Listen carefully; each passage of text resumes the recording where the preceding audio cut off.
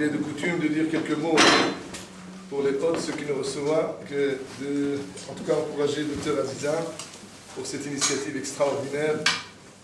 Il prend son temps, je vous promets, c'est pas un coup de téléphone, c'est pas deux, c'est régulièrement faire des affiches, faire diffuser l'information. En tout cas, Chazak ou Baruch, s'il y a un mérite ici, bien sûr, ça vous revient et on espère participer avec vous à ce mérite. Je ne peux que vous encourager dans cette initiative. Au prochain, que les gens se retrouvent autour de Torah, Motzei Shabbat. Motzei Shabbat surtout, c'est vraiment la Bishma Bar Haïdik, c'est un moment extraordinaire, surtout quand on peut raconter des histoires de tzadikim aussi, c'est Nisla. Donc, d'habitude, je ne sais pas le thème sur lequel je vais parler, parce que c'est en fonction de la paracha, mais des fois on n'a pas le recul. Il y a des gens qui ont des conférences toutes faites, moi j'ai horreur de répéter, et j'en ai, enfin, pas vous dire, des armoires de shiurim ou de conférences, mais j'ai rarement repris une ancienne. J'aime être toujours, parce que quand on renouvelle, il y a la dynamique, on le ressent, on transmet quelque chose qu'on transpire, c'est beaucoup plus fort que répéter quelque chose. C'est réchauffer une soupe n'est toujours pas la même que quand elle est fraîche. En tout cas, voilà. Mais il a insisté lourdement, alors j'ai pris la peine de lui donner quand même un thème. Bien. Il y a une question qui revient à ce qui est tellement important. On retrouve dans minimum 4 Gmarot dans laquelle la Gemara répète. Dans Yivamot, dans Psahim, dans Babam Tsi'a, dans Ktubot. La Gemara répète la même question. C'est quoi la question? Nous savons que les frères de Yosef, ils sont partis en Égypte et tout à l'heure nous allons démontrer qu'une des raisons principales pour laquelle ils sont partis en Égypte, c'était pour essayer de retrouver leur frère, Yosef. Voilà Yosef en face d'eux, et la Torah dit Velo hikiruhu. Ils n'ont pas réussi à le reconnaître. Et c'est là la difficulté qu'on a. Comment on peut ne pas reconnaître Yosef? Vous savez que c'est rare que la Torah parle beaucoup d'une femme belle. Parle de Sarah qui était belle, Rivka était belle, Rachel était belle. Jamais d'un homme qui est beau.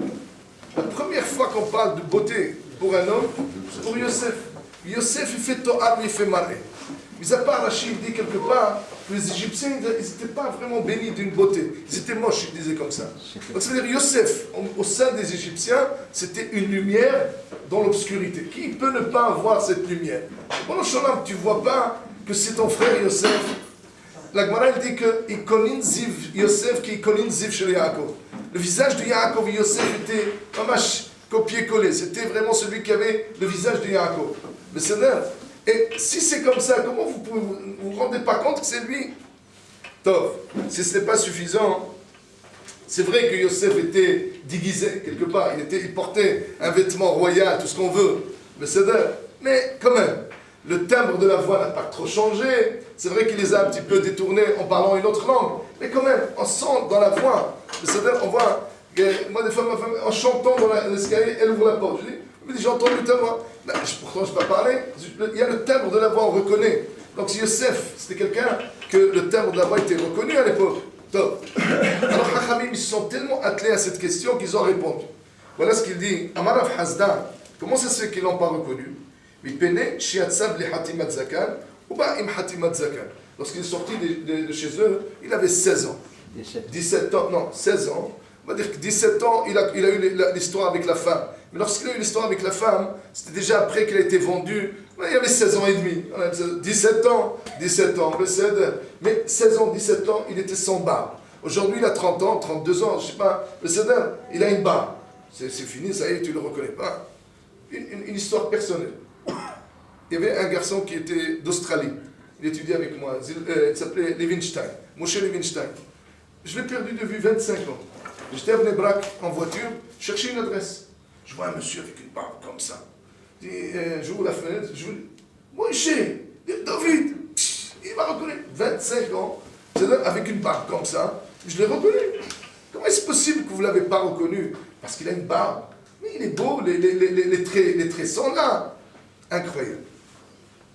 Alors le Rashi rapporte ce Midrash, et le Ramban, il reprend ce Rashi, et il dit, le Ramban, mis à part cette réponse que Rashi donne, le Ramban donne une autre réponse.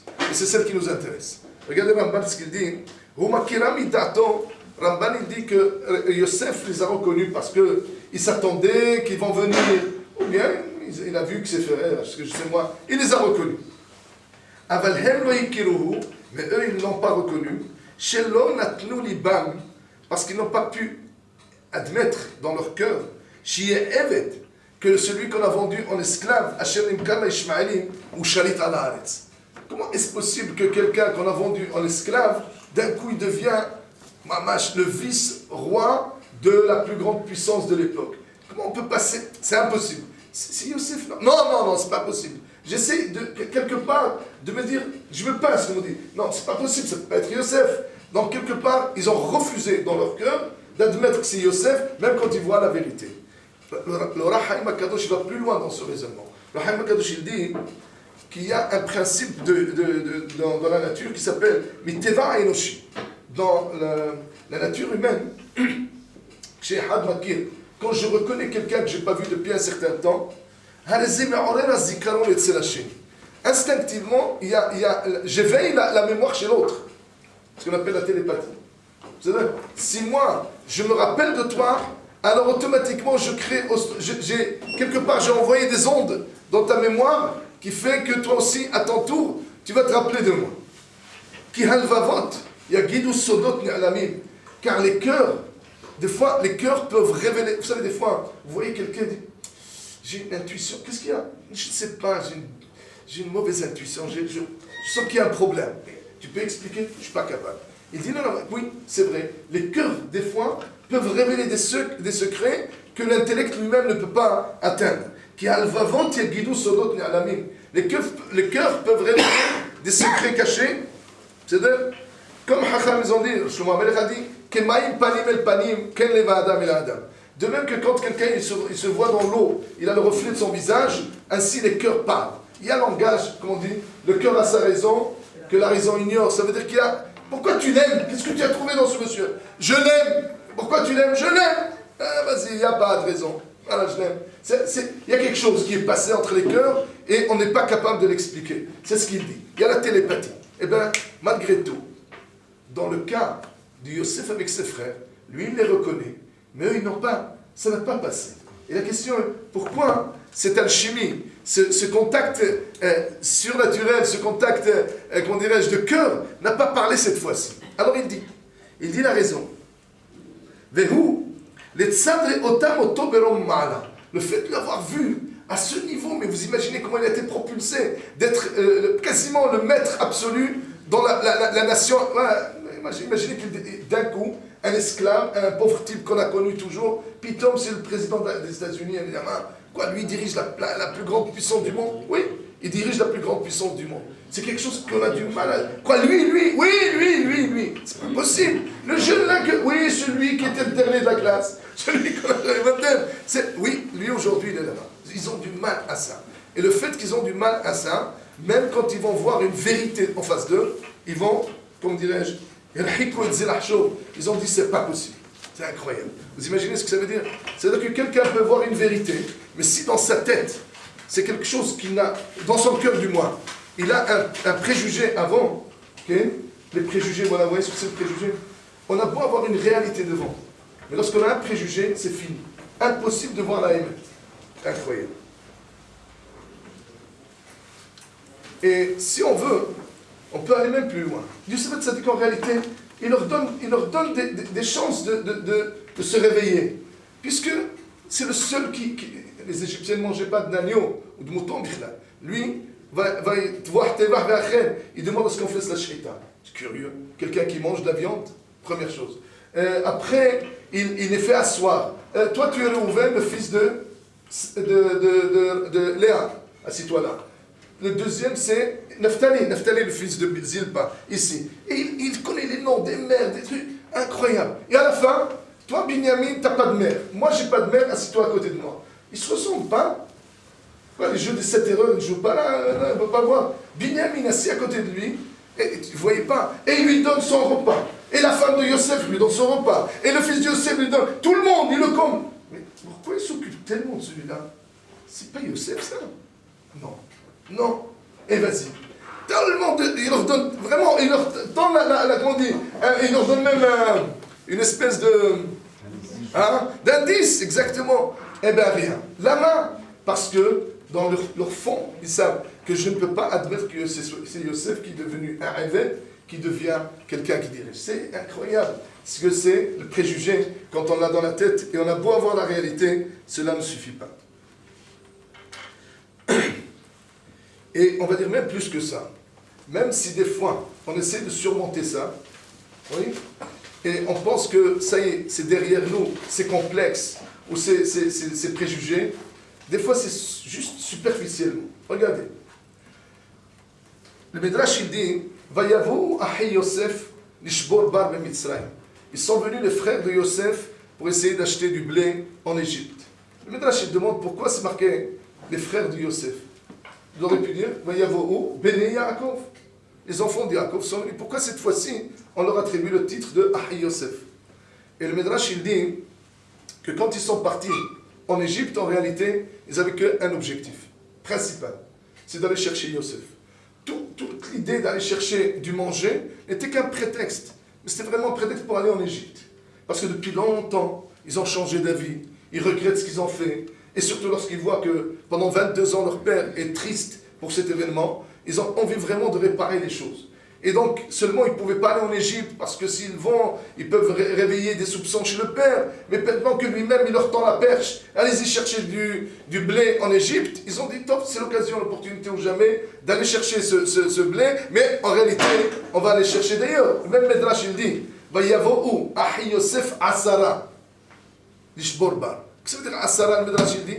Tout à l'heure, c'était les frères. Le Medrash, il demande aussi pourquoi asara. Il dit que les 10 avaient quel objectif? D'aller réellement, chacun d'une porte différente, pour aller essayer de chercher Yosef. Et d'ailleurs, Yosef a profité de cela pour dire, vous êtes rentrés dans chacun d'une porte différente, et vous étiez en train de regarder les gens depuis, vous êtes des espions, alors qu'en réalité, eux, ils cherchaient Yosef. Les bons gens là, vous cherchez Yosef, il est en face de vous. Mais regardez-le, il est là. Non, je ne peux pas le voir. Je ne peux pas admettre que c'est Yosef. C'est incroyable. Jusqu'où peut aller véritablement cette notion que quand j'ai un a priori, tu peux monter et descendre, jamais j'admettrai une réalité. Tu peux même voir la réalité en face. Et c'est ça, je voudrais, avant de venir à quel est le but de tout ça, et en quoi c'est important pour nous de savoir tout ça, d'abord mettre un petit peu en avant ce principe-là, que les préjugés sont terribles et sont insupportables. Le sabbat de la Simcha il disait, il appelle ça Hashrasha Rishona. La première, c'est l'enracinement, le premier enracinement. Ça veut dire les premiers préjugés, presque à la rigueur, l'éducation, ou quelqu'un qui t'a déjà briefé avant, que tu sais ce monsieur il est, attention, tout ce qu'il te dira c'est un mot. Mais quand tu le vois déjà avec des a priori, c'est terrible. Avoir des a priori, c'est quelque chose qui, tous nos jugements, tout ce qu'on va entendre, même quand on va voir que c'est complètement faux. Non, c'est pas possible. C'est pas possible. Une histoire, on disait à l'époque que les taxis en Israël, aujourd'hui ils ont un petit peu réglementé ça, mais on disait qu'en Israël, les taxis, c'est des, attention, ils arnaquent, ils t'emmènent, l'argent, voilà. Il y a une femme qui vient dire au taxi, il dit, monsieur, oui, et madame, vous cherchez un taxi, oui, vous allez où? En hébreu, il faut, Tel Aviv, Bevakasha, non. Il faut, Tel Aviv, Bevakasha, non. Mais quitte ce pendant un quart d'heure, vas-y, Bevakasha, Tel Aviv, Bevakasha. À la fin, il dit, mais je comprends pas, Tel Aviv. Non, tu vas m'emmener à Bevakasha. Pourquoi? Parce que tellement qu'on lui a dit que, attention, ils arnaquent, elle est capable de... C'est incroyable. On peut émettre. La Gemara dans Brachot d'Aftet, elle rapporte cette histoire où, à l'époque d'Eliyahu Hanavi, c'est Eliyahu Hanavi, à l'époque d'Eliyahu Hanavi, il y avait, les Juifs étaient un petit peu Avodazara, un petit peu Hachem, il leur a dit, jusqu'à quand vous allez danser sur deux chaises, il faut choisir ou Hachem ou la Baal, et il leur dit, voilà, venez, je fais un défi, et je fais un test, et les prophètes idolâtres, ils n'ont qu'à faire un autel, et moi je fais, et on verra quel Dieu va répondre. Vous connaissez tous l'histoire. Et donc Ritsoul, ils emmènent un taureau, ils le mettent sur le... Ils ont mis quelqu'un sous l'autel, ils ont cru qu'il allait allumer le feu, il y a un serpent qui l'a mordu, il est mort, et eux criaient « Shka minha ». Et après, rien. Alors, il y a un avis, il a pris ça un petit peu à la rigolade, il a crié, il peut pleurer, il se peut prendre Dieu, est endormi. Mais il dit que toutes les laïtsanoutes sont assourds, sauf laïtsanoutes de Avodazara, et que d'Avodazara qu'on peut se moquer. Il y a un avis, à ce moment-là, une fois qu'ils ont tout préparé, il se met à prier à Kadosh Baruch Hu. Aneni Hashem, Aneni. Exauce-moi Dieu, exauce-moi Dieu. La Gemara demande, Amar Rabbi Avahu, Lama Aneni, Aneni, Pa'amay. Pourquoi il y a un avis, il a dit 2 fois, exauce-moi, exauce-moi, et il répond, Aneni shteled esh min hashamayim, ve'aneni shelo yomru ma'asek shafim. Je te demande à Kadosh Baruch Hu, exauce-moi et envoie le feu du ciel pour faire un grand Kiddush Hashem, que tous les Juifs ils voient que tu existes, c'est toi Kadosh Baruch Hu. Deuxième chose que je te demande, fais en sorte qu'une fois qu'ils vont voir le feu qui descend du ciel, qu'ils ne pensent pas que c'est de la sorcellerie. C'est incroyable. Maintenant, au moment où il y a un avis, il a proposé le test, ils ont dit, quel tassé, c'est une bonne idée. Voilà le moment jamais qu'on va véritablement essayer de mettre en avant que Akadosh Baruch Hu est la vérité plus que les idoles. C'est très bien, donc vous attendez ça. Et il fallait prier avec la même ferveur à Akadosh Baruch Hu que les Égyptiens, que les Juifs ne pensent pas une seconde que ce feu qui est descendu du ciel n'est pas Hasbi Shalom de la sorcellerie. Incroyable. Pourquoi? Parce que quand quelqu'un ne veut pas adhérer à une idée, c'est-à-dire, on voit très souvent les gens, monsieur le rabbin, vous avez très bien parlé, c'est magnifique. Tu vas changer? Non, c'est dur. Là, vous comprenez, j'ai du mal, il y a des excuses, des trucs comme ça. C'est-à-dire que tu as beau avoir une vérité, mais ce n'est pas parce qu'on voit une vérité qu'on adhère. La meilleure façon de l'illustrer, les gens qui fument. Aujourd'hui, on sait que le cancer numéro 1, c'est celui des poumons. Quand un professeur peut fumer 2 paquets de cigarettes et il explique à ses élèves pendant 2 heures ce que c'est le cancer des poumons. Ça, c'est pas parce que j'ai une vérité que j'y adhère. Pourquoi, maître, vous savez pourquoi? Pour la simple raison. Ouais, je dévie un peu, mais juste pour vous dire que le moteur de l'homme, nous avons 2 moteurs, l'intellect et le sentimental. Si je veux vous sortir de l'argent, il ne faut surtout pas que je vous parle intellectuellement. Parce que là, oui, c'est très bien, très convaincant, mais l'argent, c'est pour moi. Si je veux, il faut sortir l'argent, il faut que je parle au cœur. Le cœur, c'est le moteur. L'action de l'homme, c'est pour ça que la Torah parle toujours au cœur. Je parle au cœur, je vous dis, vous savez, une catastrophe, imaginez, et le petit enfant dedans, ouf, non, c'est trop, allez, vas-y, donne, et 21. Pourquoi? Parce que l'action, c'est le cœur, c'est pas l'intellectuel. Donc on peut comprendre intellectuel comme beaucoup de choses. Tant que le médecin ne lui dit pas, monsieur, c'est la vie ou la mort, ouh là là, il le sent, là, Habibi, le même jour, il arrête. La vache. Pourquoi? Parce qu'il a touché au sentiment. Tant que tu ne touches pas au sentiment, tu ne touches pas la personne.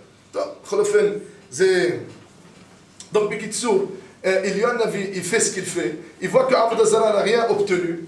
Et lui, il a fait mieux qu'eux. Et pourtant, ils étaient encore capables, à cause des préjugés, d'imaginer que chez Mak Shafim, ils vont dire que c'est de la sorcellerie. Je ne vais pas rentrer dans la Hasidim et les trucs, mais je vais sauter cette histoire. Mais je vais vous raconter une autre histoire, une très belle histoire qui m'a beaucoup... parce que vous savez, l'avantage de l'histoire, très souvent vous avez une très belle idée, mais très difficile de comprendre, de saisir exactement. Lorsqu'on fait passer une idée par l'histoire, ça nous parle, c'est concret, c'est du terre à terre. C'est pour ça que moi, il n'y a pas mieux qu'une histoire pour faire passer des grandes idées. Regardez, une histoire qui illustre tout. Nous sommes dans le XVIIIe siècle, et il y a un grand balagan dans la Hassidoute elle-même. Vous savez, il y a eu plusieurs sortes de Hassidut, Hassidé Sadigura, Hassidé Vishnitz, Hassidé Amshinov, Hassidé, est-ce que je sais moi, Belz, Satmar, Hassidouyot en plus. Mais dans le XVIIIe siècle, c'était le début où ça commençait à prendre Admo celui-là. Il y avait un Admo qui est un petit peu sorti comment ça s'appelle, de ce qui est habituel. C'était connu comme le grand combat ou la grande guerre entre Vishnitz et Sadigura. C'était quoi? C'était Rabbi Israël de Rojin, qui est Sadigura à l'époque. Rabbi Israël de Rojin, lui, il a commencé une chassidoute complètement différente, basée sur un principe. Quand Israël bnei Melachim, les enfants d'Israël sont tous des princes. Si on est des princes, eh bien, un prince, il a un comportement à avoir, ce qu'on appelle la noblesse oblige. C'est-à-dire qu'il y a un comportement à avoir, et donc par conséquent, il faut que la synagogue soit la plus belle, il faut que le rav s'habille au plus beau, il faut que les chaises soient les plus belles, Bekitsour, il y a ici une notion où on doit véritablement s'exprimer comme des princes. Et donc, il fallait que le Rav s'habille le plus beau, quand il prenait la charrette la plus belle, les plus beaux chevaux, Bekitsour. Et tout le monde était contre, surtout le rabbi de Vizhnitz à l'époque. Il a dit que ça peut être un comportement pour un individu, mais on ne peut pas diriger une communauté sur l'ostentatoire et vers tout qui brille. Lui, il est parti sur la base. Dans le Beth Amikdash, tout était en or. Tout brillant, Beth Amikdash. Alors, il n'y a pas de raison que dans nos synagogues, il ne sera pas Mikdash, mais c'est un petit temple. Et bien qu'il soit aussi beau que le Beth Amikdash. Il faut le mettre au meilleur. Eux, ils ont dit, c'est un luxe qui n'est pas pour nous, une grande... Alors, à partir de là, lui, il a commencé à se comporter comme un vrai roi, et les autres, c'était, entre guillemets, des princes ou des sujets, et il a eu une guerre à n'en plus finir, et il y avait des colportages, ils ont déclaré une guerre incroyable. Et cette histoire, elle est connue, un jour dans les histoires. Mais, ce qui est intéressant, c'était le Admour de Vizhnitz, il avait un frère, qui était à Amshino, un grand Admour aussi. Ils sont venus chez le Chassidim, ils disent, Rabbi, votre frère est dans le combat, et vous alignez pas, vous prenez pas part au combat, il faut y aller, il faut dénoncer ces gens-là. L'argent, ça va pas avec la religion, vous savez qu'on a l'habitude, il faut les dénoncer et tout. C'était mignon. Il leur dit, vous savez que dans l'alphabet hébraïque, lorsqu'on prend le Aleph Bet, nous avons le Aïn, il est avant le P. Aïn, en hébreu, c'est aussi l'œil. P, la bouche. S'il te plaît, avant de parler, est-ce que tu as vu? Ou simplement, non, on raconte. Vous avez vu quelque chose? Non, on raconte. On raconte qu'ils sont comme ça, s'il te plaît. Dans l'alphabet, Aïn, après le P. D'abord, on commence par voir. Alors, moi, si vous voulez que je prenne position, que je signe les lettres contre le Admour de Sadigura, il faut absolument qu'on voit. Je veux des Edim. Il a pris 3 Hasidim à lui. Il a dit, vous savez quoi? Vous allez là-bas, vous allez voir. Okay? Une fois que vous allez venir et me donner le témoignage, là, on va réfléchir à quoi faire. Top, c'est là. 3 Hasidim sont partis. C'était pendant la période de Slihot. Ils sont arrivés là-bas, vers 3h, 4h du matin, crevés, fatigués. Ils sont partis directement à l'auberge, ils ont dormi. Ils se sont réveillés tard. C'était 7h du matin. À 7h du matin, on va trouver maintenant des slihot. Ils leur ont dit, allez-y dans la grande synagogue. Mais la grande synagogue, on ne va pas comme ça. Là-bas, tout est ordonné, chacun a sa place avec son nom. C'est des princes. On ne vient pas, c'est pas la synagogue, tu pousses la porte, tu rentres. Pas un ch'tiblach ici. Tout est ordonné, tout est fait. Top. Mais ils ont dit, écoute, on va voir, on essaiera de s'infiltrer en mettant les tefilines dehors, on verra où ça sort.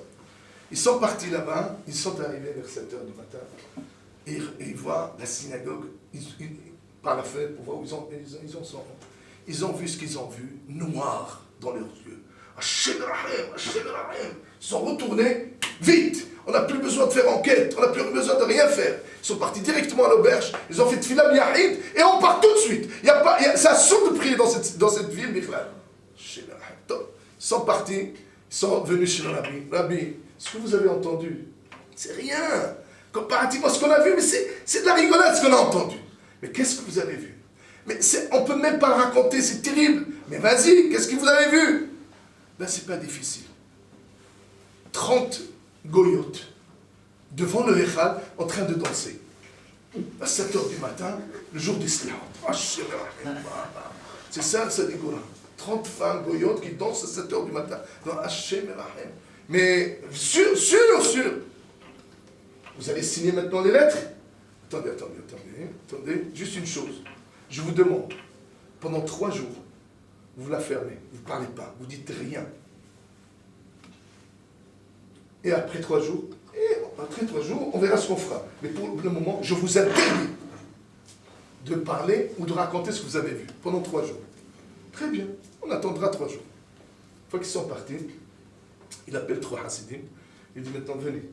Vous n'allez pas aller à 4h du matin, vous allez partir la veille, vous allez dormir, vous allez vous réveiller, vous allez aller au Slihot, ça doit être 5h du matin, je ne sais pas à quelle heure, et vous restez là-bas jusqu'à 8h du matin.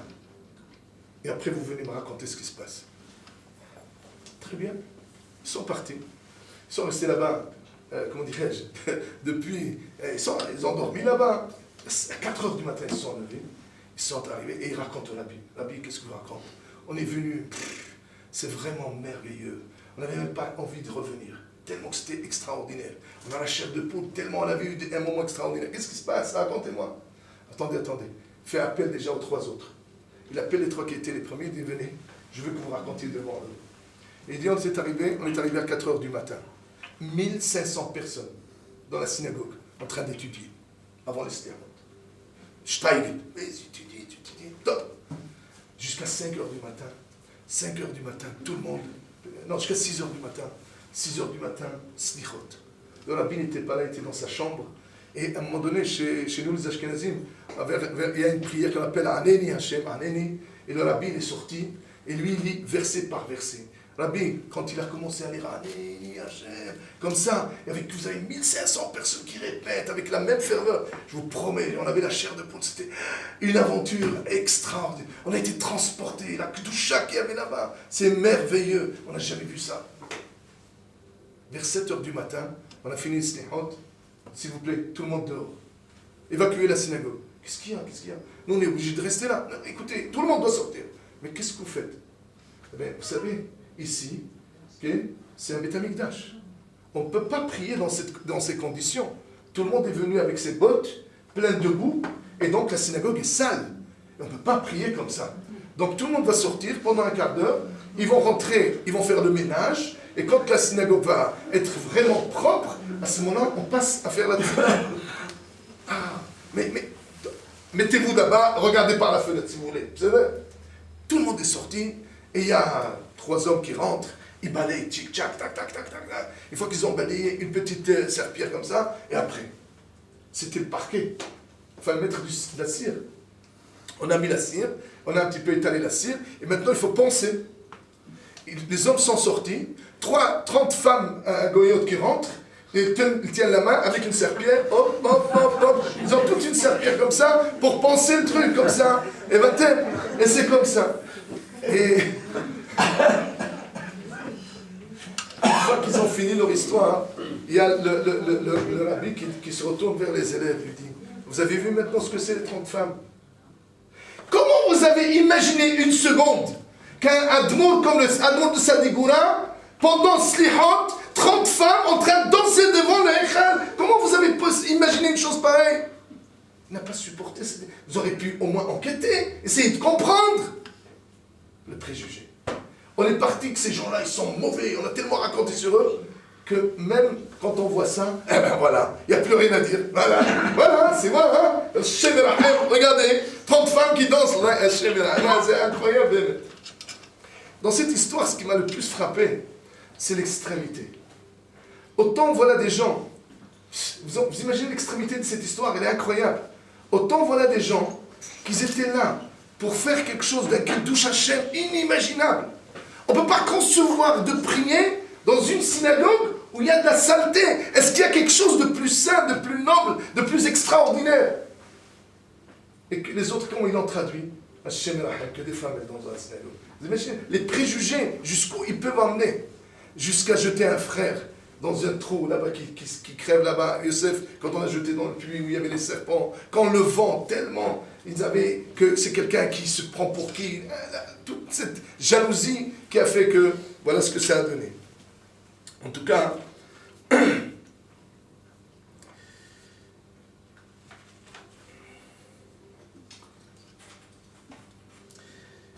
quand Simcha Zesli emmène cette idée, il apporte une halakha qui va avec ça. Que Hachamim, sur la base des préjugés, ils ont même fixé une halakha. C'est-à-dire qu'il y a même une conséquence halakhique à ça. Elle est intéressante.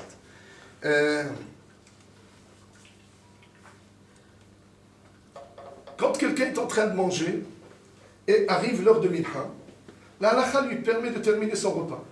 Et après il fera minha. Par contre, lorsqu'il est en train de manger et l'heure de Arvit est arrivée, il faut qu'il s'arrête. Pourquoi? Parce que pour minha, il sait que le temps est très limité et donc il saura de lui-même s'arrêter de manger pour pouvoir faire minha. Parce qu'il est sous pression. Attention, si tu continues, tu risques de rater minha. Alors que Arvit, j'ai toute la nuit devant moi. il a le temps, j'ai le temps, et il risque de rater un vite. Intéressant. Ce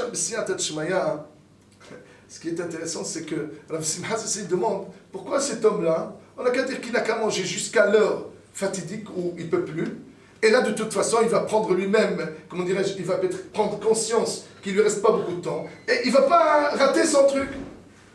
De là on voit que quoi? Que quelqu'un qui est parti avec l'idée qu'il a le temps, plus jamais tu peux lui enlever ça.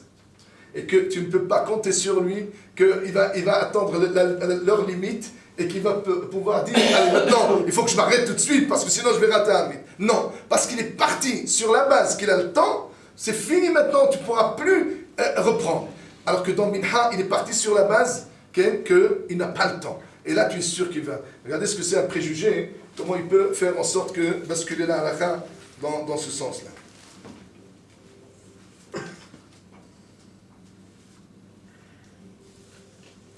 L'Akedat Yitzhak, Yitzhak Arama, qui est un grand Baal Mahshaba, dans Sha'ar Nun Gimel, lui aussi, il a fait référence à ce principe-là, et il rapporte l'histoire de comment dirais-je, que quand quelqu'un aussi, il est sous l'influence d'un préjugé, comment il va réagir en conséquence.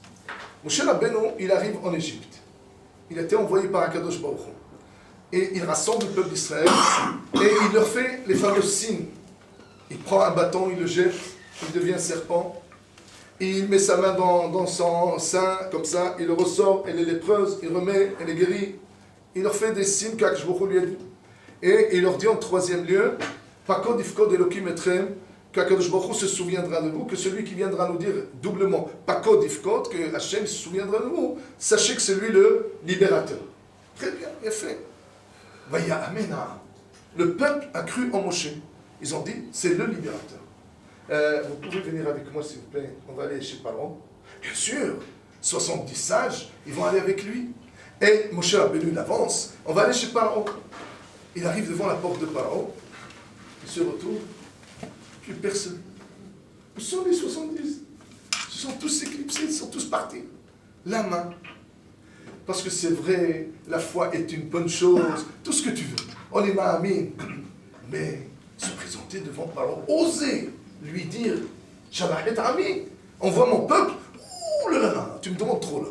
Tu me demandes trop. J'ai toujours, toute ma vie, j'ai grandi avec la peur d'un dictateur tel que Paro. Vous savez, on est à 210 ans déjà depuis que le peuple serait esclave. Et maintenant, on vient. Ça veut dire qu'ils ont grandi avec l'idée qu'on a affaire à un dictateur, quelqu'un qui n'a pitié de rien. Tu veux maintenant que j'aille lui dire, moi, j'ose lui dire que, comment dirais-je, libère? Impossible. Mais tu es ma'amine, tu as vu, tu crois. Oui, la croyance c'est une chose, mais agir contre mon background, mon préjugé, c'est très très difficile. Là, on voit cette idée que même quelqu'un qui est ma'amine, des fois, ça peut lui porter défaillance, le fait qu'il a des préjugés de ce genre-là. Celui qui a poussé encore plus, c'est le Ben Ezra. Le Ben Ezra, il dit que quand Paro, il a poursuivi le peuple juif, c'est marqué dans le verset, il dit, il faut garder le verset tel que, Shesh me'ot rechev, Bahour, il a pris 600 chars. 600 hommes avec des chars pour aller ramener les juifs en Égypte. Combien de juifs il y avait qui sont sortis d'Égypte? 600 000, non. 3 millions. Parce que Havetz Haim il dit que Kabbalah Biyadenu, minimum c'est 5 millions. Le calcul est très simple. 600 000, ce sont que ceux de 20 ans à 60 ans. Ils étaient mariés, je pense. Ils se mariaient très jeunes à l'époque. Donc déjà avec leurs femmes, ça fait 1,2 million. Ils avaient tous 1,7, non? Ils avaient au moins 2 enfants. Shishab et Kérès Sahad avaient même 6 par chaque enfantement. Même si on suppose 2 par couple, ça nous fait déjà 1,2 million, 1,2 million. Déjà on est à combien? À 2,4 millions. Mais ajoutez les hommes de 60 jusqu'à 120 ans.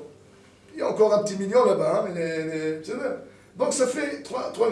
Ajoutez Erev Rav, tous les, qu'on appelle ça, le ramassé qui est venu, tous les Égyptiens qui sont sortis avec eux. Ça vous fait. Moi, la question que je me pose, comment Moshe Rabbeinu a pu sortir le même jour 5 millions de personnes? Des fois, pour sortir avec ta femme, il te faut 2 heures. C'est vrai. Allez, nous, attends. Top, c'est juste. Si nous partons sur la base de 600 000, 600 000, vous avez 600 personnes, combien il y a par personne?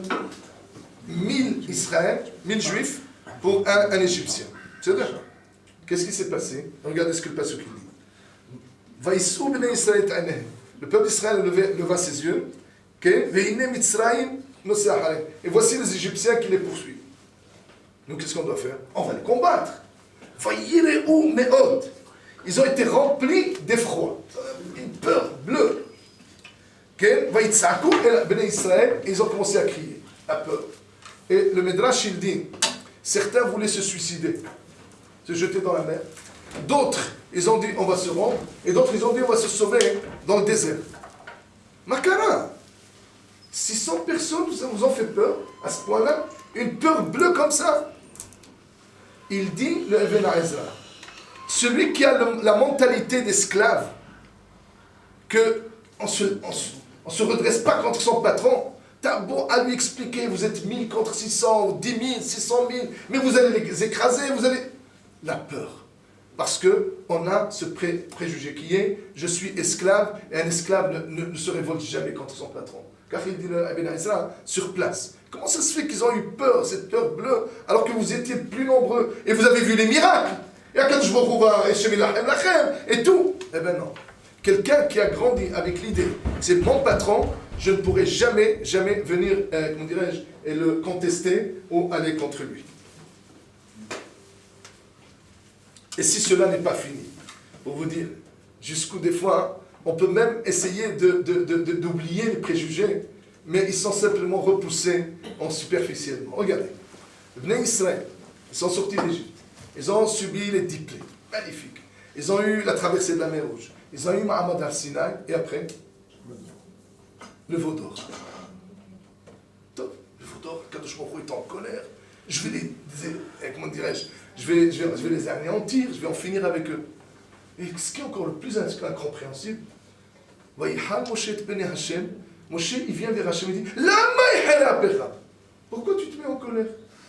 Oh, il n'y a rien, qu'est-ce que c'est? Ils ont fait un petit veau d'or. Vas-y, lama. Lama, pourquoi tu te... Vas-y, lama. Mais tu as vu ce qu'ils ont fait? Le veau d'or. Elle est le Israël, c'est toi notre Dieu, tu nous as sortis d'Égypte. Attends, c'est quoi ça? Comment est-ce possible qu'ils viennent dire, voilà ton Dieu, quand c'est moi qui ai tout fait? C'est insupportable. Vas-y, lama. Et le maître d'expliquer. Mais quelque part, entre guillemets, c'est ta faute. C'est toi qui les as emmenés en Égypte. Et ils ont été éduqués en Égypte. Ils ont grandi en Égypte. Et qu'est-ce qu'ils ont vu là-bas? Ils ont vu l'idolâtrie. Eh bien, ils ont été imprégnés de ça. Chasse le naturel, il revient au galon. C'est vrai qu'ils ont vu les 10 plaies, ils ont vu tout. Mais dès qu'ils avaient une opportunité ou une confusion dans leur tête, quand on a la confusion, tout le background, tout ce qu'on a eu, il ressort. Tant qu'on ne l'a pas vomi, il restera là. Tout ce qu'on a inculqué, on nous a inculqué, l'esprit des parents reste toujours là, les choses qu'on a vues petit. Il y a des gens qui sont traumatisés pour la vie, pour ce qu'ils ont vu. C'est quelque chose qui est très très difficile d'extraire et de sortir. Regardez, même Moshe Rabbeinu utilise cet argument. Qu'est-ce que tu veux? Pourquoi Hachem tu te mets en colère? Après tout, c'est pas de leur faute quelque part, c'est toi qui les as emmenés là-bas. Et bien, quelque part, Kadosh Baruch Hu a accepté cet argument. Qu'est-ce que vous voulez? Mais c'est vrai que c'est inadmissible, tout ce qu'on veut, mais il faut savoir que c'est pour atténuer un petit peu la colère d'Hachem. Sache quand même, il y a un background. Et on ne peut pas faire abstraction de tout ce qu'ils ont connu et de tout ce qu'ils ont vécu.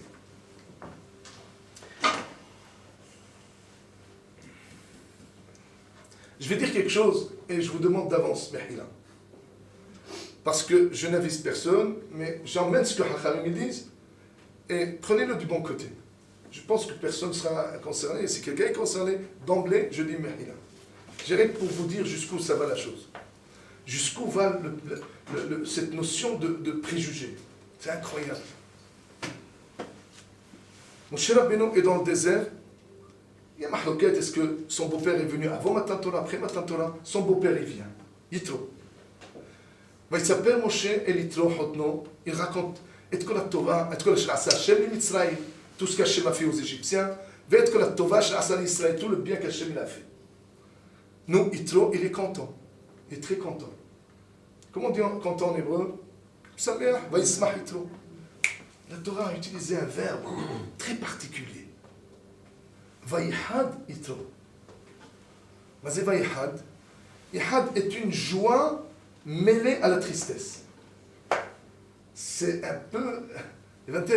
C'est quelque chose que je suis content mais pas content. C'est un truc incroyable. Vayihad, ça vient de Yichudiyut? Non, non. Rachid dit Asab Besaroh Hidudin Hidudin. La chair de poule. Vous pouvez donner votre explication. Rachid, c'est ce qu'il dit, Hakaim, c'est ce qu'il dit. Vayihad Yitro, Asab Besaroh Hidudin Hidudin. Comme si on lui a piqué avec des... Mais en même temps, c'est la joie. C'est les deux choses. La joie et la tristesse en même temps. Qu'est-ce qui s'est passé? C'est vrai, je suis content pour les Juifs. Mais je suis triste pour les Égyptiens, mes amis. Puisqu'il était un des conseillers du Pharaon.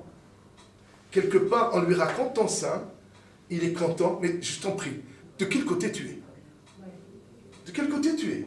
Tu es des Juifs, Bechavot, Smah, sois content. Tu es des Égyptiens. C'est quoi cette histoire-là? Incroyable. Rachid nous explique, Hachani nous explique. Et c'est pas moi qui le dis, et je demande Mehila. Regardez ce que Rachid dit. Rachid dit, Guillora, un converti. Ad Asara Dare, jusqu'à 10 générations. Latifze Arma'a Be'ape, ne parle pas mal, ne dédaigne pas un goy devant lui. Vous entendez? C'est pas lui qui est converti. C'est pas son père qui est converti. C'est pas son grand-père qui est converti. 10 générations en arrière. Ne parle pas mal d'un goy de lui. Jusqu'où va les préjugés? Jusqu'où va l'idée qu'il y a quelque chose de goy en moi et ne parle pas mal des goyim. Wow. Vous savez où ça va? Ça va jusqu'à une halakha. Vous savez qu'un converti, il n'a pas le droit à l'héritage de son père. Parce qu'une fois qu'il est converti, et que sa mère se convertit, il peut se marier avec sa mère. Hachaim nous a interdit ça. Il peut se marier avec sa sœur. La conversion, elle fait une naissance complètement comme si ses frères et sœurs et pères biologiques n'ont plus d'existence. Nous, on a interdit ça, mais dans l'absolu, ça aurait été ça. La Gemara, elle dit qu'un guerre n'a pas le droit à l'héritage de son père. Son père est égoïste, il n'a plus de contact. Mais Hacham, ils ont dit, Takanat Hachamim, donnez-lui une part. La main, incroyable. Shelo Yashuv Lisuro, de peur qu'il rejette le judaïsme et qu'il devienne goy pour de l'argent. Je ne comprends pas. Tu t'es converti? Tu es un vrai converti? Oui ou non? Oui. Alors le préjugé. Et pour de l'argent, il est capable de revenir à ce qu'il était parce qu'il n'a jamais à 100% éradiqué la chose. Donc pour dire comme c'est difficile d'enlever quelque chose, c'est vrai. Et pourtant, c'est quelque chose que Hacham qui peuvent le dire. Nous, on n'est pas, comment dirais-je, on n'a pas suffisamment nous d'analyse sur la personne de dire jusqu'à 10 générations ne dédaigne pas. Et c'est pour ça que quand je suis dans des conférences, je fais très attention le maximum que je peux, parce qu'on ne sait jamais qui est dans l'assistance. Et malheureusement, aujourd'hui, il n'y a pas une famille qui n'est pas touchée par ça. Et donc, des fois, tu peux toucher et dédaigner. Il y a des gens qui ne font pas attention et ce n'est pas normal. C'est parce qu'on peut toucher les sensibilités. C'est pour ça que j'ai pris la peine aussi de dire, je demande Mehina, je ne sais pas, j'espère que ça n'a touché. Mais de toute façon, je ne dis rien, je dis simplement ce que Hachamim disent. En tout cas, voilà l'idée, et merci Hachem. David Amelech, dans son psaume 68, il dit comme ça. Il remercie Akadosh Baruch Hu, Motzi Asirim Bakosharot. C'est le psaume qu'on lit à Pessah. Motzi Asirim Bakosharot, celui qui a sorti celui qui a rendu la liberté, avec un bien-être. Qu'est-ce que ça veut dire? Rachid dit, Bakosharot, Hodesh, Shekasher Latzet. Ça veut dire, je remercie Akadosh Baruch Hu d'avoir sorti le peuple d'Israël, pas en hiver lorsqu'il fait très froid, pas en été lorsqu'il fait très chaud. Il les a sortis, Behodesh Kasher, qui veut dire le printemps. Demandez à quelqu'un qui est esclave, quelqu'un qui est prisonnier, dis-moi, quelle date tu voudrais sortir? Sors-moi aujourd'hui! Mais il fait très froid, j'en ai rien à faire, je sors! Est-ce que moi j'ai d'a priori quand je vais sortir? Sors-moi! Non, merci Hachem qu'il a fait tous les calculs du monde pour que la sortie d'Égypte se fasse en printemps. La main. Parce que s'ils étaient sortis pendant l'hiver ou pendant je ne sais quoi, Comment les 40 années? Oh, je vous ai dit qu'il ne fallait pas sortir. Toutes les 40 ans, déjà comme ça, ils râlaient.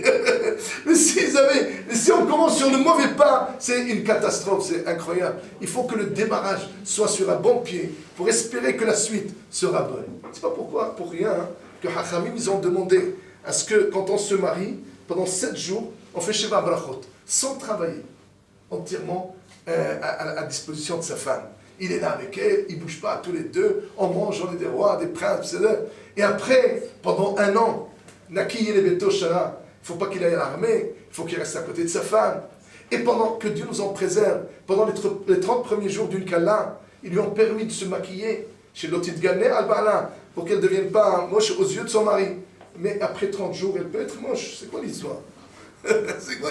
Pendant les 30 premiers jours, la réponse est, tout est dans le début. Si le début est bien, alors on est sûr que ce couple sera Si le démarrage est mauvais, tordu, je ne sais pas ce qu'adviendra ce couple. Mais Hachamim, ils ont mis tout en œuvre pour que le démarrage soit bien. La Gemara, elle dit, il y a un passouk dans la Torah qui dit Lotissa chez Ma'ashav. Lotissa chez Ma'ashav, c'est que n'accueille pas un rapport mensonger. La Gemara, dans Mechilta, dans le Midrash, il dit Azhara la Dayan, shelo yishma' ba'al din, ad shiye ba'al din emo. Il est interdit à un juge. Oui, alors, din Torah demain à 9h. Très bien. Le premier il se pointe à 9h, à 8h, à 9h moins quart. C'est vrai. Bonjour, monsieur le juge, bonjour, ça va. Vous n'êtes pas de la famille, hein? Ah oui, bien sûr. Vous voulez pas un café? Vous savez, j'aurais préféré ne pas être là, parce que ce monsieur-là, vous savez quoi? Il raconte toute son histoire. La Gemara, elle dit, elle appelle ce monsieur-là Rasha Arum. Rasha Arum, la Gemara dans le Sota. La Gemara de Sota, elle dit Hassid Choté, mais Rasha Arum. Hassid Choté, un Hassid qui est fou. Il voit une femme en train de se noyer. Il ne faut pas regarder les femmes. Elle est en train de mourir. C'est le Hassid Choté. C'est pas le moment de faire la Hassidou. Prends la femme, sors-la. Puis quoi, nefesh. Hassid Choté. Mais c'est Rasha Arum. Une expression incroyable. Rasha Arum. Mais c'est Rasha Bichlal. Le Rambam dans Pirkei Avot, il dit Rasha, c'est celui qui a des midot raot. Celui qui a un comportement, comment on va traduire midot raot? Un mauvais comportement. C'est-à-dire, il a tous les traits de caractère les plus négatifs du monde. Rasha. Arum, c'est intelligent. Si vous prenez par exemple un Nahash, Arum, l'intelligence. Mais c'est Rasha Arum. Rasha Arum, c'est celui qui prend toute son intelligence au service de ses midot raot. Et la Gemara dit, c'est qui celui-là qui utilise l'intelligence au service de son trait de caractère négatif? C'est celui qui va au Dayan et qui lui raconte son histoire avant que l'autre vienne. Pourquoi?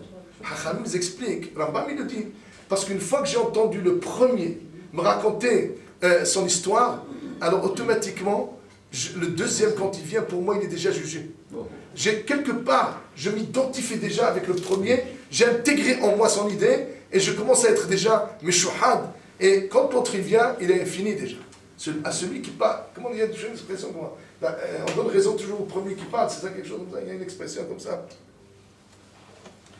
Et d'ailleurs, j'ai trouvé un pasouk dans Mishli, Mefourash. Tzadik harishon berivo, ou bara'ehu vehakro. Qui parle le premier dans un procès a raison. Vient la partie adverse et on approfondit. Qu'est-ce que ça veut dire? Le premier qui parle, oui, c'est terrible ce qu'il t'a fait. Et monsieur, qu'est-ce que vous dites? Vous êtes sûr de ce que vous dites? Il dit, le premier, Shlomo Amelech, il dit, le premier, on écoute, on a la patience. D'ailleurs, si, que Dieu nous en préserve, c'est un jour un jugement, essayez d'être le premier à parler, c'est toujours mieux. Parce qu'apparemment, ce qui sort ici, c'est que le premier qui parle, on écoute, on a la patience d'écouter. Le deuxième, monsieur, vous êtes sûr? Vous avez des preuves pour ce que vous dites? Asheni hokro. Lama, parce que la première préjugée. J'ai déjà entendu la première, ça y est, quelque part, je me mets déjà de son côté. C'est un instinct qu'Akadosh Baruch Hu il a fait. Que la première, d'ailleurs, la Gemara dans Ayrovin Dafyud Gimel, elle dit que quand il y a Mahloket Bet Shammai et Bet Hillel, elle a fait comme Bet Hillel. Pourquoi? Plusieurs raisons. Une des raisons, parce que d'abord, ils étudient ce que disent Bet Shammai, et après, ils disent leur avis.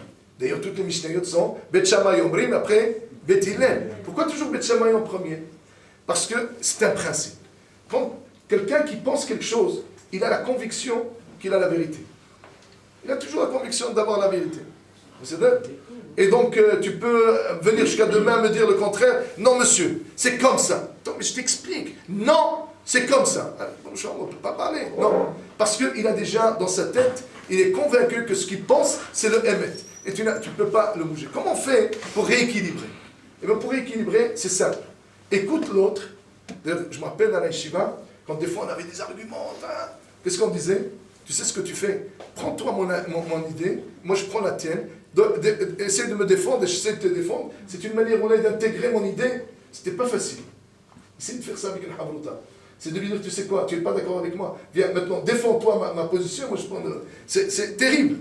Mais vous allez voir que, ah oui, maintenant, tu as raison quelque part. Qu'est-ce qui se passe? Quand j'entends déjà ce que tu dis toi, j'intègre ça, ça y est, je suis déjà vendu à cette idée. Maintenant, quand je pense ce que je pense, je suis aussi vendu parce que la mienne. Mais déjà, j'ai un équilibre. C'est ça, c'était l'avantage des Bétinaires. C'est d'avoir déjà intégré celle de Beth Shammai. Après, quand ils disaient la leur, c'est une idée qui est plus ou moins équilibrée, parce qu'ils ont intégré le premier avis, et donc là, quand ils vont dire le leur, il y a un équilibre dans la pensée. C'est pour ça qu'ils avaient, c'est ce que Hafez, parce qu'ils l'ont dit leur premier avis. Bien, voilà, on est arrivé au Hachem à l'idée principale. Je crois qu'on a démontré ça suffisamment, que de Yosef et ses frères, on apprend que quand on a un préjugé, on a beau avoir la vérité en face, et on reste sur sa position. Mais si Yosef, non, c'est pas possible. Mais tu vois pas, non, c'est pas possible. Tout ce qui est passé, ils avaient tellement d'indices pour être sûrs, et pourtant, qu'est-ce que cela nous apporte dans la vie de tous les jours, Be'ezrat Hashem?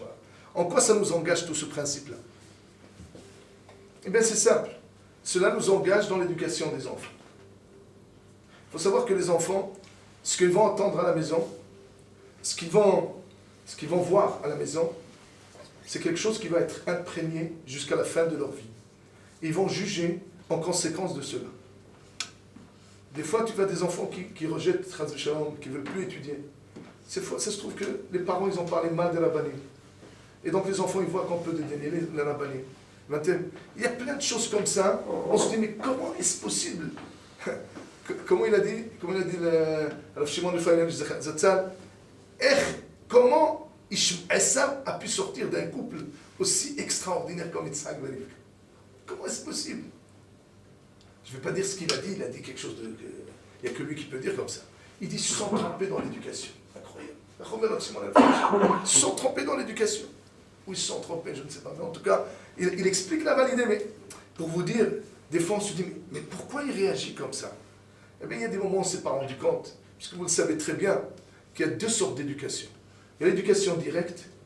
C'est assis-toi, lève-toi, lave-toi, reprends ça, remets la chaise. Ça, c'est l'éducation directe. Mais l'éducation indirecte, c'est l'exemple. Ce qu'on parle à la maison, comment on parle à la maison, toutes ces choses-là, ils apprennent les enfants et ils leur donnent véritablement un background, une assise, une façon de réfléchir.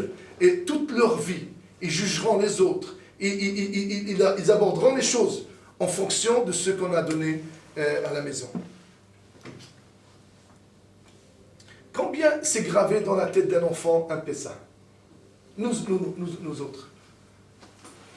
Vendredi soir, j'avais une nostalgie à des moments extraordinaires de Pessah à la maison. Hanouka, c'est beau. Les enfants, comment ils ont les yeux pitillants devant ces lumières.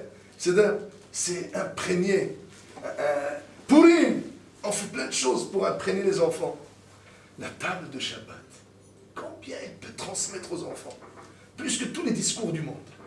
La table de Shabbat, Baruch Hashem, un couple équilibré, on discute de Torah, on a tout le temps pour ces choses-là. Ça peut être la plus belle, c'est le plus beau livre du monde pour un enfant. C'est l'équilibre total d'un enfant.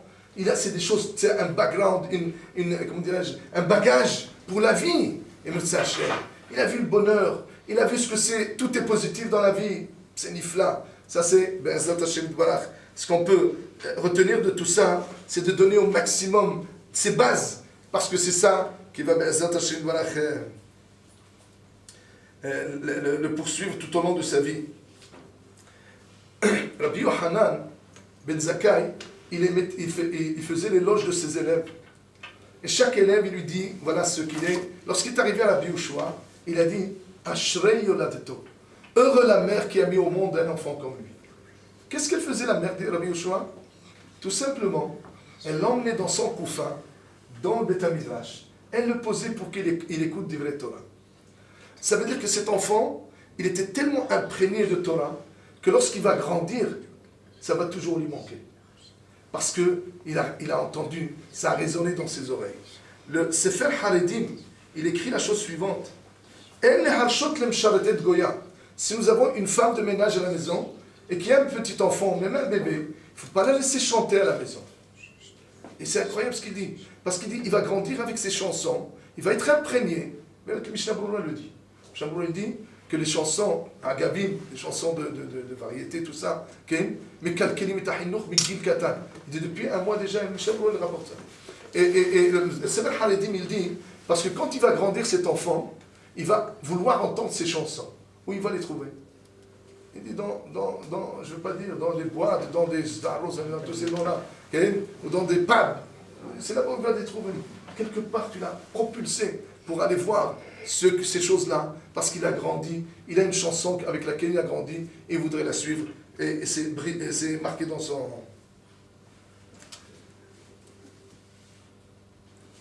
C'est pas pour rien que la Mishnah, dans Souka, Daf Membet, elle dit Tinok, Mishiyodea le Daber, un enfant, quand il commence à parler, qu'est-ce qu'on lui apprend?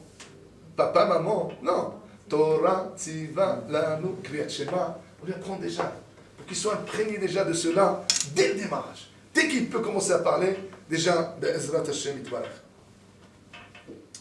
La Gemara dans Hagiga, Daf Gimel raconte que Rabbi Yehuda ben Brouka, ainsi que Rabbi El-Azar ben Hasma, ils sont partis visiter Rabbi Yoshua. Rabbi Yoshua dont on a parlé tout à l'heure. Bepekeim, dans une ville qui s'appelle Pekeim. Et il leur a dit, qu'est-ce qu'on a dit aujourd'hui au Beth Midrash? Ils ont dit, Rabbi, ils ont commencé à faire le modeste, mais vous comprenez, Mimecha Nushotim, c'est toi qui... Nous, on va oser te dire des divrei Torah, c'est toi qui es le maître. Il leur a dit, En Beth Midrash le Hidush. Impossible, dites-moi, il y a un nouveau. Ils lui ont dit, Rabbi Lazar ben Azaria a dit quelque chose d'intéressant. C'est marqué que dans la 7e année, il y a cette mitzvah de Hakel. Le roi doit rassembler tout le peuple d'Israël. Hakel est à un, rassemble le peuple, est à Anashim, les hommes, est à Nashim, les femmes, et à Taf, et les enfants.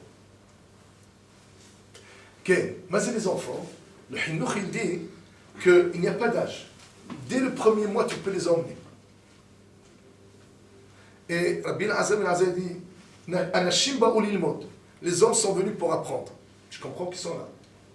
Nashim, shmoa, même s'ils n'ont pas l'obligation d'étudier, mais il y a une mitzvah pour la femme d'écouter des vrais Torah. Nashim lishmoa, très bien, il a fait Taf bishvil maba. Les enfants, pourquoi faire? C'est nifla.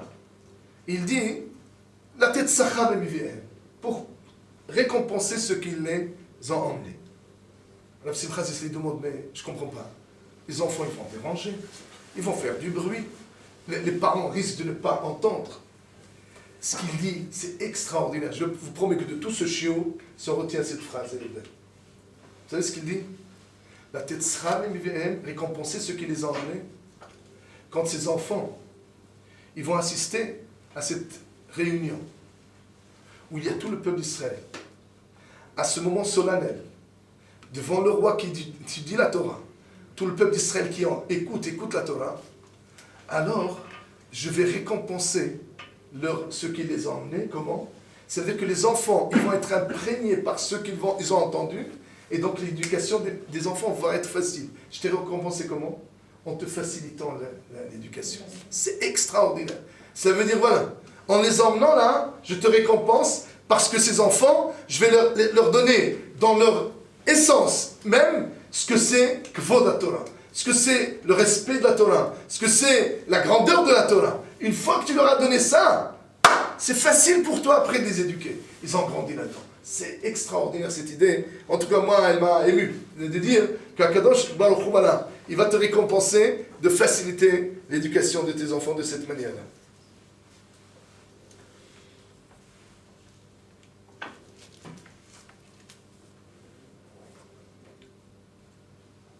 Juste une chose que je voulais vous dire, c'est marqué que de donner Rabbi Yoshua il leur a dit, quand ils lui ont dit cela, il a dit Margalit hayab yitchem v'ratztem le'abed otam mimeni. Vous avez une pierre précieuse, vous avez voulu me faire perdre cette pierre précieuse. Et les commentateurs ils disent pourquoi pour Rabbi Yoshua était ému devant ce qu'ils ont dit, que lorsqu'on emmène les enfants, on est récompensé, parce que lui, il a vécu ça. Sa maman l'a emmené quand il était dans le couffin. Donc il dit quoi, une perle comme ça, je suis heureux pour maman. Parce qu'il dit que je vous prie, il récompense. La suite là-bas, c'était intéressant ce qu'il disait là-bas. Aval, mitzat sheni, que Dieu nous en préserve, on peut voir le contraire de quand l'éducation est mauvaise. Il y a une Gemara dans Hagiga d'Aftet Zayin, j'ai encore combien? Il y a une Gemara dans Hagiga d'Aftet Zayin qui dit qu'un jour, vous savez que le maître de Rabbi Meir qui s'appelait Aher, il a rejeté toute la Torah. Et Rabbi Meir le suivait pendant Shabbat, quand lui il était à cheval. Et la Gemara elle raconte tout le débat, la discussion qu'il y avait entre eux. Et à un moment donné, il lui dit Aher, il lui dit à Rabbi Meir, comment tu comprends ce pasouk qui dit Tov harid davar mereshito. Traduisant, Tov, c'est bon, harid davar, la fin d'une chose, mereshito, de son début. Rabbi Meir il a dit écoute, si on me dit dans ta vie, qu'est-ce que tu préfères? Avoir une belle jeunesse, c'est-à-dire, ou avoir une belle retraite? Moi, Shlomo HaMelech nous dit il vaut mieux une belle retraite. Tov harid davar mereshito. Oh, jeune, ça va, tu peux supporter beaucoup de choses. Mais vieux, avoir une belle retraite, c'est quelque chose de bien. Amarlo, lo kachaya omer Akiva Rabcha. Il dit, c'est pas comme ça que Rabbi Akiva a expliqué ça. Et la tova harid davar, mereshito. Tu veux que la fin d'une chose soit bien, c'est dès le démarrage. Mereshito. Si au début, si tout commence bien, alors tout finira bien. Et donc, il lui dit, je suis l'exemple type de ce principe.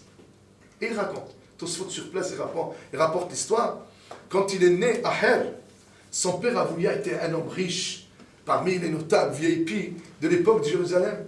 Et il a invité un petit peu tout le monde. Il y avait des chambres pour les Talmidei Chachamim, des chambres. Alors à l'époque, comment on se faisait? Aujourd'hui, vous êtes dans un cocktail avec votre frère, vous cherchez avec qui parler. À l'époque, ils mettaient tous les bijoutiers là, tous les serruriers là, chacun des métiers, ils dispatchaient les gens en fonction des métiers. Comme ça, ils ont un dialogue, ils savent au lieu de chercher à qui parler. Ah, c'est bon. Talmidei Chachamim, ils étaient ensemble. Et donc, les Chachamim, ils ont dit eux, ils parlent de leur métier. Viens, on parle de notre métier, en l'occurrence de la Torah. Ils se sont mis dans un coin, ils étudiaient. Et il y a, la Gemara raconte là-bas qu'il y a du feu qui est descendu du ciel. Marche, elle dit que c'était des anges qui sont venus protéger cette étude. Et à un moment donné, Avouya, le père, il voit le feu. Vous êtes venus brûler ma maison, qu'est-ce que vous faites là? Il dit non, tout simplement, on était en train d'étudier, mais il y a d'une chose à l'autre, on est monté, jusqu'à on est rentré dans des secrets de la Torah. Il dit quoi? On peut arriver à ça à travers la Torah? Si cet enfant-là, il grandira, eh bien je vais le consacrer à l'étude de la Torah. Et il dit, à cause de ça, j'ai jeté toute la Torah. Et tout le monde essaie de comprendre comment est-ce possible. Comme si tu dis, voilà, je mets mon fils à la yeshiva, et c'est la meilleure raison pour qu'il rejette tout. Comment est-ce possible? Adraba, le père était parti d'une bonne idée, je vais le mettre à la yeshiva. Mais la réponse que Hachamim disent, c'est qu'en réalité, ce n'était pas l'ishma. Deux raisons. La première d'abord, si la Torah est vraie, oui, pourquoi tu m'embauches à moi? Commence par toi d'abord. La Torah, mais commence. Je ne te vois pas ouvrir un livre. Tu veux que moi j'étudie, mais montre-moi les preuves. C'est que ce n'est pas important. Si c'était important, je t'aurais vu à l'œuvre. C'est un manque de sincérité. Ce manque de sincérité dans la démarche a fait que l'enfant, tu peux en parler jusqu'à demain, à un moment ou à un autre, il rejette tout ça. Parce que dans la démarche, au démarrage déjà, il y avait un manque de sincérité. Deuxième chose, on voit que lui, il a poussé à la Torah, non pas parce qu'il est convaincu de la Torah, parce qu'il a vu quelque chose. Ça veut dire que c'était pas l'ishma. Pas l'ishma. Il y a l'ishma. Ok. Tosfot, il emmène une contradiction dans Psahim, vous la connaissez? Non. Tosfot, il emmène une contradiction. Une qui dit, shelo l'ishma, pas l'ishma. Une fois c'est marqué, alomet shelo l'ishma, Dommage que le placenta ne l'a pas étouffé mourir. Comme ça, c'est marqué. C'est déjà... Le Gaon de Vilna, il dit là-dessus quelque chose d'intéressant. Il dit, le Gaon de Vilna, pourquoi on dit que le taf shaita shimiatom itaperet alav, pourquoi on ne dit pas, c'est bien que le placenta l'aurait étouffé? Pourquoi, c'est quoi cette expression? Il dit comme ça, nous sommes venus dans ce monde pour étudier la Torah de Shem Shammai. Si c'est ça l'étude pour l'étude sans pratique, mais tu connaissais toute la Torah dans le ventre de ta mère. Tu aurais pu mourir là-bas, avant de venir dans ce monde. Si c'est pour étudier chez le Lishma, tu n'as pas besoin. Donc il y a chez le Lishma, mais chez le Lishma. Ok. Chav, on voit ici quelque chose d'incroyable. Le fait que c'était négatif à la source, regardez ce que ça a donné.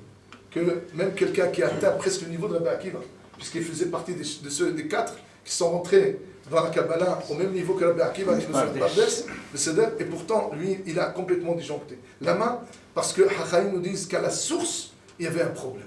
Et que quand il y a un background, quand il y a un préjudice, c'est pas le mot ici, mais quand dans l'éducation, il y avait quelque chose, eh bien voilà, ne t'étonne pas que par la suite, il y a pas, ça ne tient pas.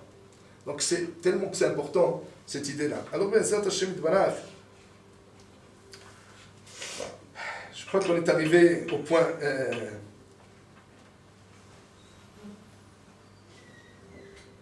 En tout cas, ce qui est, avant de terminer avec une histoire, juste ce qu'on a retenu, en tout cas, c'est que dans l'éducation, plus on transmet des choses positives, plus on transmet des choses sincères, on est sûr et merci Hachem. Si Bémet on donne à la naissance, et comment dirais-je, et comme je dis tout à l'heure, qu'il y a l'éducation indirecte et directe, et on nous dit que celle qui est indirecte est encore plus puissante que celle qui est directe. C'est-à-dire si on peut même mettre sa chaîne, quand on parle de valeurs, que les enfants, quand on transpire ces valeurs, et non pas simplement les dire, qu'à la maison on voit le respect de la Torah, le respect de Hachamim, c'est pas quelque chose qu'on parle, mais c'est quelque chose qu'on vit. Alors on est sûr de mettre sa chaîne, que ces enfants ils grandissent sur cette base-là, et bien Zat Hashem Barach, Ken, dans Shabbat qui dit,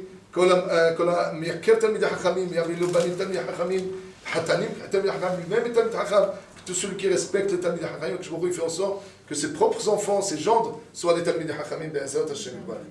Bien. Alors terminons avec une histoire très puissante dans ce domaine-là, qui va clôturer de mettre toute l'idée. Il y avait un roi qui s'appelait Hiskiyahu. Hiskiyahu, il ne voulait pas se marier. Pourtant, c'est quelqu'un que la Gemara dit qu'il devait être Mashiach. Il a propulsé l'étude de la Torah à un niveau qu'on ne peut même pas imaginer. Il n'y avait pas une maison où un enfant qui ne connaissait pas toute la Torah, même les lois relatives à la Toum'a et Tahara. Et pourtant, cet homme-là, d'exception, un Yerushalayim Betachlit, il y a le prophète Ishaïa qui vient chez lui et dit Savez betra qui mot atab l'otihye. Lui dit fais ton testament parce que tu vas mourir, tu ne vas pas vivre. La Gemara dit c'est un pléonasme, mourir, pas vivre. La Gemara dit qui met atab l'otihye tu n'as pas le droit au monde futur. Je dis mais un homme comme celui-là, alors qu'est-ce qu'il nous reste à nous? Il lui dit ma yesh makara. Il lui dit parce que tu t'es pas marié. Alors il lui dit mais attends, je me suis pas marié parce que j'ai vu que dans mon destin je vais avoir des enfants sha'im. Alors à quoi bon mourir? Il lui a dit pourquoi tu te mêles des histoires d'Akadosh Baruch Hu? Cela veut dire qu'un homme doit faire ce qu'il doit faire, il doit donner l'éducation au maximum qu'il peut, parce que des fois quand on lit les livres d'éducation, on se dit mais alors on est loin du compte. On ne te demande pas d'être... Parce qu'il y a quelque chose d'incroyable, on nous demande de se marier jeune. Mais qu'est-ce que je sais moi à l'âge de 20 ans, et ma femme à l'âge de 19 ans, 20 ans, qu'est-ce qu'on sait dans l'éducation? Et on nous donne cette charge d'éduquer. Les bons gens là, comment? C'est-à-dire que quelque part, à Kadosh Baruch Hu, il te dit, écoute, je te demande, sois juste sincère. Je ne te demande pas d'être un grand philosophe. Parce que tous ceux qui ont écrit des livres sur l'éducation, ils ont 60 ans, 70 ans, je ne sais pas quel âge ils ont, et 20 ans. Tu viens ici me donner des règles. Est-ce que toi, tu t'es comme ça à 20 ans? Non, mais je vais te donner des conseils à 20 ans. En tout cas, c'est sûr et certain qu'Akadosh Baruch Hu ne va pas nous demander plus qu'on est. Bien. Donc, ne rentre pas dans ces calculs, à toi de te marier. Extraordinaire. Il lui dit, tu sais ce que tu fais. Toi, tu es un prophète, tu as du mérite. moi j'ai du mérite puisque mon grand-père c'est David Ameller, mon arrière-grand-père, mon grand-père, on a quand même ce qu'on appelle un yihous. On a une noblesse, donc espérant que ma noblesse et la tienne, il fera, donne-moi ta fille au mariage, et le mérite des deux, on espère avoir des enfants de Tzadiki. Il lui dit non, c'est impossible. Il dit alors sors d'ici, c'est-à-dire, parce qu'on m'a toujours dit que jamais dans la vie, il faut se décourager. Même dans les moments les plus difficiles. C'est-à-dire, il faut attendre juste le lendemain déjà, le problème, il est atténué de 20%, pour ne pas dire 50%. Des fois, qu'est-ce qu'on va faire? Attends. Sache une chose, demain, il sera moins grave. Ça, je vous le promets. Et tous ceux qui ont vécu un petit peu des problèmes, ils savent que jamais le problème est aussi intense et aussi impressionnant que le lendemain. Le lendemain, des fois, il disparaît. Et s'il ne disparaît pas, il est atténué. Et au fur et à mesure, non, dis-moi, tu te rappelles? Moi, je ne me rappelle même pas des problèmes. C'est pour savoir ça. Donc, il y a un principe de toute façon qui dit que même si on t'a mis l'épée sur le cou déjà, ne te décourage jamais. C'est incroyable, c'est... Et donc il lui dit, moi, il s'est levé, Hiskiyahu, il s'est retourné vers le mur, il a commencé à prier de tout cœur. C'est-à-dire, à la fin, qu'est-ce qui s'est passé? Il n'est pas mort, il a vécu encore 15 ans. Il s'est marié avec la fille d'Eshaya, et il a eu 2 enfants. Un qui est mort jeune, et un il est resté vivant, il s'appelle Ménaché. Ménaché, c'est l'homme le plus rachard, Kalgamara dit dans Sanhedrin, qu'il n'a pas le droit au monde futur. C'est lui qu'il a fait rentrer une idole au sein du Beth Amikdash. C'est lui qui a versé le plus de sang à Jérusalem, à son époque. Il y avait la criminalité à n'en plus finir. C'est lui qui a, est-ce que je sais moi, Avodazara, Shichud Damim, tout. La Gemara, elle dit, si le Beth Amikdash a été détruit, c'est à cause de lui. Il est à l'origine de tout. D'ailleurs, Akshbokhou ne lui a pas pardonné.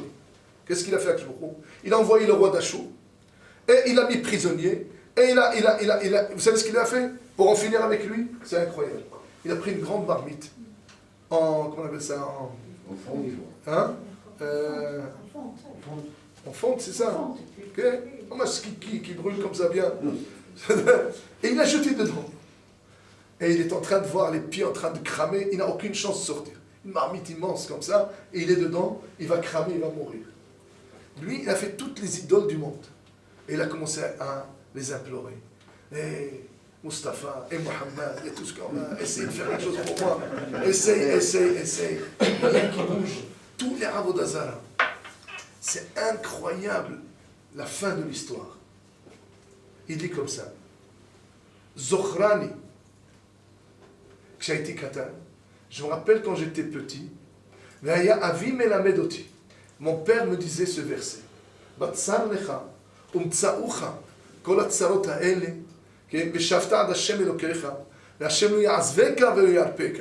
Ce qui veut dire que si un jour, mon père quand j'étais petit, m'enseignait ce verset, et il me disait qu'un jour viendra où tu seras dans la détresse totale, c'est-à-dire, implore à Kadosh Baruch Hu. Et dans ces moments-là, il ne t'oubliera pas. C'est ce qu'il a fait. Il a fait Tchouva Shlema. Et il est revenu à son royaume 36 ans. La question est, il m'a dit que personne n'a fait Tchouva comme lui. Et pourtant, il n'a pas fait la c'est pour Erev Rosh Hashanah. L'idée est, ni le mérite de son... Ah oui, mais j'ai oublié. Il a égorgé son grand-père, Ishaïa. C'est lui qui a tué Ishaïa. C'est incroyable. Le plus grand pervers de la terre. Et d'ailleurs, les anges, ils ont fermé toutes les portes. Pour cette fille-là, elle ne monte pas. Il a fallu qu'Akadosh Baruch Hu lui ouvre, comme on dit, Mittahat Kissé Akavod. Il dit, parce que si je ne reçois pas cette chouva, je ferme la porte devant tout le monde. Akadosh Baruch Hu, il a libéré, il a sorti de là. Qu'est-ce qui l'a sauvé? Le mérite de son père? Non. Le mérite de son grand-père? Rien, il n'avait aucune chance. Mais c'est-à-dire, qu'est-ce qui l'a sauvé? Un pasouk qu'il a appris quand il était enfant. Regardez ce que c'est, les neshamot que vous avez entre les mains, ici, avec tous ces enfants-là.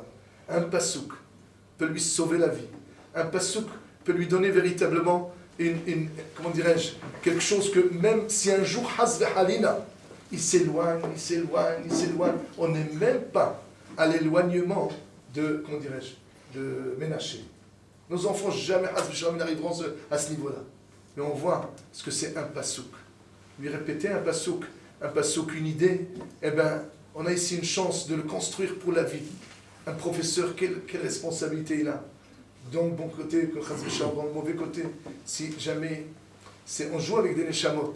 C'est pour ça que Ashrei, celui qui prend à cœur cette idée de savoir ces enfants-là, je ne sais pas ce qu'ils seront dans la vie, mais aujourd'hui, je suis en train de les construire. Et aujourd'hui, nous les parents, on a cette obligation, c'est cette responsabilité, que tous les jugements de leur vie, tout ce qu'ils auront dans leur vie, sera jugé et approché par rapport au background, à la base qu'on leur a donnée. Espérons toujours, Hashem. Merci beaucoup de m'avoir écouté.